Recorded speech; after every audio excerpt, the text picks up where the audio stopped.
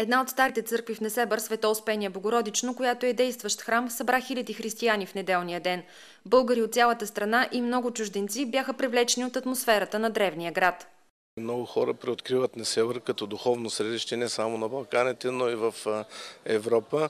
За празниците градът се окичи в специална великденска украса, която го направи още по-красив. Нам очень нравится ваша страна. Мы влюблены в Българию.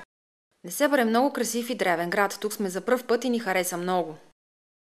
Дойдохме за Великден, тъй като тук има над 40 стари византийски църкви. Предците ни са гърци, ние сме гърци, затова избрахме Несебър. Много красив град. Освен, че е връстник на Йерусалим, Несебър е една от най-старите християнски митрополии в света. Десетките древни църкви на полуострова са паметници на културата и са под закрилата на ЮНЕСКО. За да станат по-достъпни за хората, част от тях предстои да бъдат осветени и отворени за богослужения. Целта е по този начин вековните духовни центрове да приоткрият значението си.